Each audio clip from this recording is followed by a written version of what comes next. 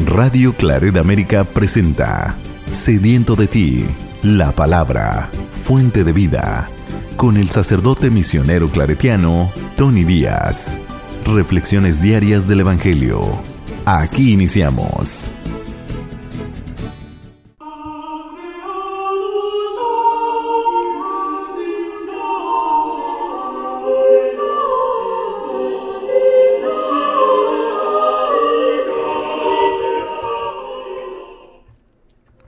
Bienvenidos hermanos a nuestras reflexiones del Evangelio del día. Hoy es jueves de la tercera semana del tiempo ordinario. Jueves de la tercera semana del tiempo ordinario. El Evangelio de hoy viene de Marcos capítulo 4, versículos 21 al 25.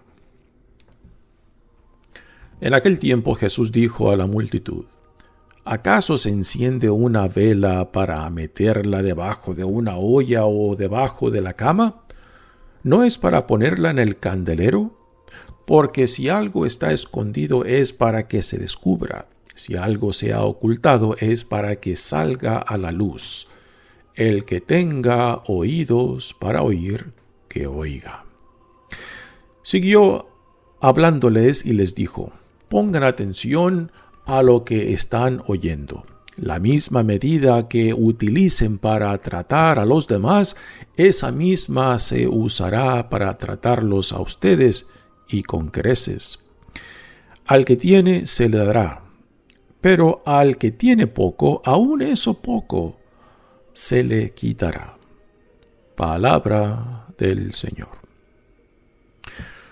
Muy bien, demos comienzo a nuestra reflexión del Evangelio de hoy. Aquí Marcos reúne una serie de dichos que parece que estaban desconectados unos con otros, y aquí Marcos los reúne en este pequeño resumen que hace con estos dichos. Dice el primero: en aquel tiempo Jesús dijo a la multitud. ¿A qué multitud se refiere? Muy probablemente Jesús aún está en Cafarnaúm, muy probablemente en la casa de Pedro y Andrés. Y es a esta multitud que está en torno a esta casa a quien Jesús en el Evangelio de Marcos se refiere. ¿Acaso se enciende una vela para meterla debajo de una olla o debajo de la cama? ¿No es para ponerla en el candelero? Porque si algo está escondido es para que se descubra, y si algo se ha ocultado es para que salga a la luz. Recordemos estas palabras de Jesús cuando les dice a personas que han sido sanadas o se les ha expulsado algún demonio que los oprimía, que no le cuenten a nadie. Esto en el Evangelio de Marcos se le llama el secreto mesiánico. Sabe que al principio, cuando Jesús empieza su ministerio público, Él no quiere que la gente empiece a divulgar lo que han visto, particularmente los milagros, porque fácilmente se malinterpretan. O sea, la gente se queda con el fenómeno, con lo extraordinario, y no dan el segundo paso, que es cuál es el mensaje de esto. Y para Jesús lo más importante de su ministerio, de su servicio de Dios, es el reinado de Dios que está haciendo irrupción. Los milagros tienen un porqué muy específico, son un tipo de testimonio de que cuanto la identidad de Jesús como la autoridad en lo que predica está constatada por los milagros, que vienen siendo eso, testigos de la veracidad de la identidad de Jesús y de su providencia, o sea que es enviado por Dios, ¿no? Jesús no vino simplemente para hacer milagros. Los milagros son muy secundarios a la misión principal, que es el reinado de Dios que está haciendo irrupción, que está siendo inaugurado en la persona de Jesús. Y al principio, pues Jesús no quería que la gente divulgara esta noticia sin entender claramente cómo Jesús se entendía a sí mismo, para que no lo redujeran simplemente a un curandero o a las expectativas que ellos tenían del Mesías, porque las expectativas que ya existían en tiempo de Jesús no encajan en cómo Jesús se entiende a sí mismo, ni sus propios discípulos lo entienden, ¿no? ven en Jesús un Mesías tipo monarca, tipo político, tipo revolucionario, y Jesús se autodefine como el siervo sufriente del profeta Isaías. Una definición o autoentendimiento muy diferente tanto a los discípulos como las expectativas que la gente tenían de cómo tenía que venir el Mesías y qué tenía que hacer el Mesías. Así que al principio Jesús dice, no divulguen esto, porque él sabía que lo iban a malinterpretar, pero se llegaría el tiempo cuando todo cuanto él fue enseñando a sus discípulos tenía que hacerse público, tenía que hacer proclamado desde las azoteas de las casas, ¿no? Pero al principio escuchar, asimilar, para que después proclamarlo, para después compartirlo, ¿no? Y esto es lo que vemos después de la resurrección de Jesucristo, cuando ya inspirados por el Espíritu Santo, todo cuanto han recibido de Jesús empieza a caer en su lugar y ya empiezan entonces a dar este testimonio no solamente de lo que enseñó Jesús, sino también de que Jesús vive, ¿no? Así que en el principio Jesús busca ocultar el reino, busca ocultar sus enseñanzas y para que la gente no se enfoque simplemente en lo extraordinario, en lo fenomenal, sino que logren entender el mensaje central del reinado de Dios que está haciendo irrupción en la historia humana. Pero, nuevamente, el tiempo se llegará. Esto es a las palabras que hacen referencia cuando dice, porque si algo está escondido es para que se descubra, y si algo se ha ocultado es para que salga a la luz. Y después vienen las palabras muy interesantes cuando dice, el que tenga oídos para oír, que oiga. Ya antes me han escuchado explicar el sentido, la connotación de este oír en la mentalidad hebrea, el cual consiste de 4 etapas: oír, entender, asimilar y poner en práctica. Así que cuando escuchamos o leemos la palabra oír, el que tenga oídos para oír, que oiga, significa este proceso de 4 etapas de escuchar el mensaje, entender el mensaje, asimilar el mensaje y para después ponerlo en práctica, porque de nada sirve escuchar si no se entiende, y de nada sirve entender si no lo asimilas, y de nada sirve asimilarlo si no después lo pones en práctica, ¿no? Así que esto es lo que incluye en estas palabras de Jesús. Después continúa diciendo, siguió hablándoles y les dijo, pongan atención a lo que están oyendo.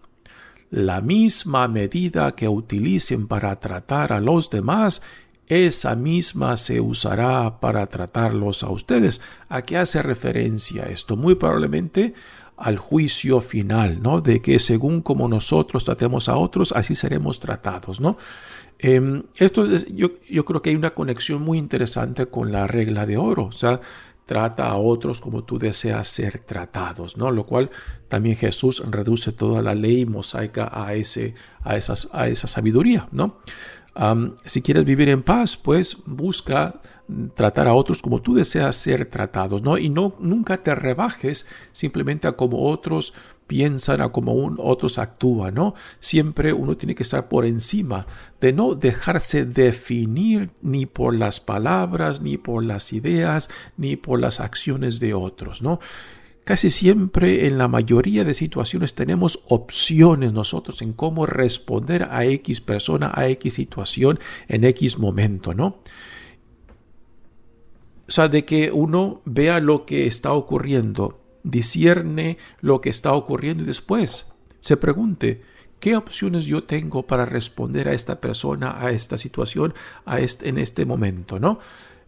Porque cuando uno piensa que la única opción es la defensiva, es el ojo por ojo, o es el coraje o el golpe por golpe, pues entonces aquí no hay discernimiento, ahí no hay opciones, simplemente hay una reacción defensiva.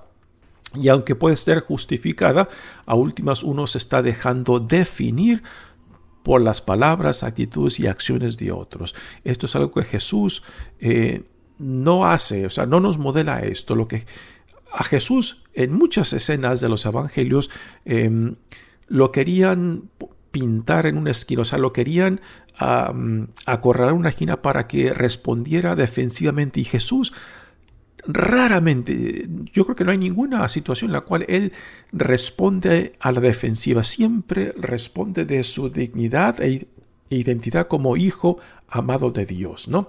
Nunca se deja definir por otros, nunca se deja definir por las palabras o actitudes o acciones de otros. Jesús siempre busca responder desde la opción que Él ha tomado, y la opción preferencial de Jesús es su identidad y dignidad como el hijo amado de Dios, con la misión que Dios le ha encomendado de ser el instrumento para la inauguración de la época mesiánica en Él mismo.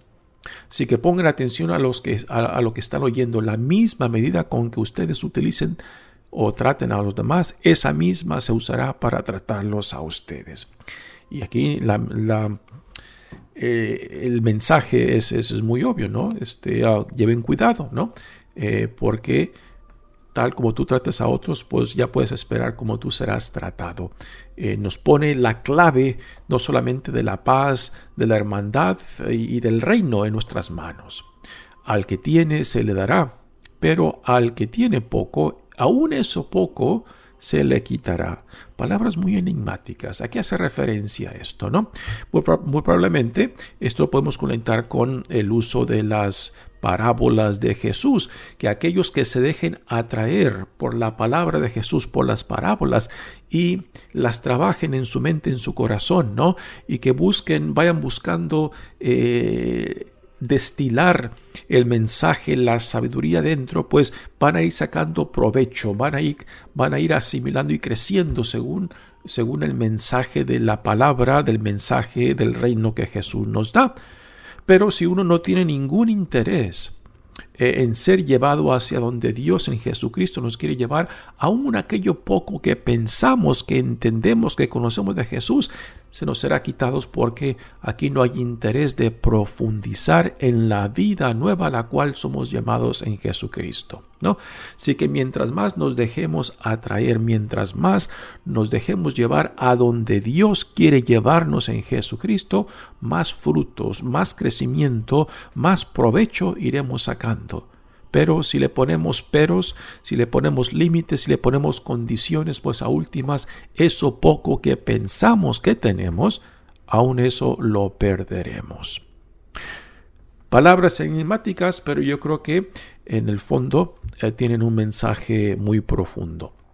Así que nuevamente Marcos aquí está reuniendo una serie de dichos de Jesús que están no necesariamente conectados entre ellos, pero que viendo lo que viene antes, el uso de las parábolas y el significado de las parábolas, el por qué Jesús habla con parábolas. Primeramente habla con parábolas porque aquellos que tienen interés en el reino se dejarán atraer por las parábolas, y aquellos que no tienen interés por el reino, pues las parábolas serán confusión simplemente. Será un mensaje que no entienden, que los confunde. Pero no es el propósito de las parábolas de Jesús, de confundir a la audiencia o confundirnos a nosotros que leemos este evangelio. El propósito de las parábolas de Jesús es atraer, ¿no? Y en esto Jesús es un buen predicador, o sea, utilizando historias, parábolas, porque las historias tienen un ganchito que nos atrae, ese ganchito que engancha nuestra curiosidad, y es esa curiosidad lo que a últimas nos ayuda a apreciar y a quedarnos con la historia. Y cuando uno va meditando en esa historia, en esa parábola, pues esa historia, esa parábola va destilando el mensaje que lleva dentro, la sabiduría que lleva dentro, ¿no? Y si uno se deja pues atraer por la palabra de Jesús, pues este crecimiento, esta maduración, más que se nos da, es posible. Pero cuando uno simplemente no tiene este interés y simplemente lo ve como conocimiento, ¿no? pero no un conocimiento para crecer y madurar, pues entonces aún ese poco que uno piensa que tiene, ese poco conocimiento que uno piensa que tiene de Jesús, pues a últimas de nada le servirá si a últimas no se deja llevar hacia donde Dios nos quiere llevar en Jesucristo. Mi nombre es Padre Tony Díaz, misionero claretiano. Que Dios los bendiga. Radio Claret América presentó Sediento de ti, la palabra. Fuente de vida. Sus comentarios son importantes. Contáctenos en radioclaretamerica@gmail.com.